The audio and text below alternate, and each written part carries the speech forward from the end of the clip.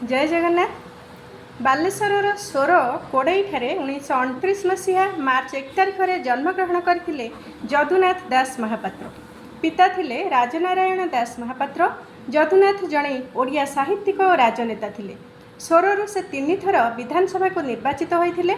कलिकता पढ़ुवा समय से कलिकता उत्कल छात्र संघर अध्यक्ष थिले एवं 1962 मसीह कांग्रेस दल में जोग देइथिले। विभिन्न समय से ओडिशार अर्थ संस्कृति पर्यटन और शिक्षा विभाग मंत्री भाव कार्य तुलाइथिले।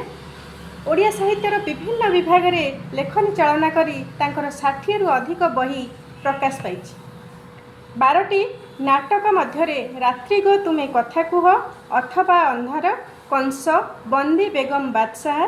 10टी कविता पुस्तक मध्य जंत्रणार अन्य नाम, हे जीवन, हे दुरंत झड़, निज चित्ताग्नि रे निजे। 8टी शिशु साहित्य, 15टी उपन्यास, 6टी एकांकिका सह प्रबंध और अनुवाद मध्य प्रकाश पाई। तांको नाटक भूली हुए ना को नहीं एक चलचित्र निर्माण होईची। अथवा अंधार पाई 1976 रे ओडिशा साहित्य एकाडेमी पुरस्कार, 1974 रे झंकार कविता पुरस्कार, रामचंद्र मिश्र नाटक सम्मान, एहीपरि अनेक पुरस्कार और सम्मानर हकदार होइछंती साहित्यिक। तांकर एक कविता दरिद्रर प्रार्थना। आसंतु यही कविताटी पाठ करिबा।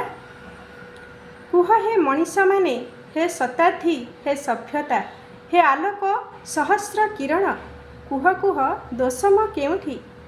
जन्म नेली अख्यात गली रे, एपरी जन्म हेबारे मोर किछि हाथ तो नथिला। जन्म हेबा परे मा स्तनर क्षीर सुखीगला। मु भी उठिली नाली धूली रे, आवरण भितरे मु संग्रह कली खाद्य सहरर डस्टबिन रु। मु शिशु, मु किशोर, मु युवक, मु प्रौढ़। केतेबेले स्टेशन रे कुली, केतेबेले रिक्शा चालक। मो नाम सर्वहरा।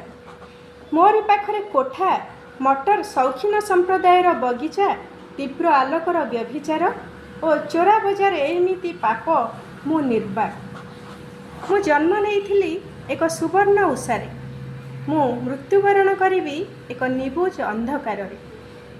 हे मनीष माने, हे स्वर्गर देवता माने, मो पाई किछि कर। मु कौन भोकिला थिबी एमिति चिरदिन? मु कांदी पारु नाही, कांदीबाटा भीरुता। मु चोरी करि पारु नाही, चोरी करिबाटा पाप। मु हत्या करि पारु नाही, कारण सेटा बेआईन। तेणु हे मनीष माने, मो पाई किछि कर। तुम हीरा मोदीर आलुअरे मते आलोकित कर। धन्यवाद।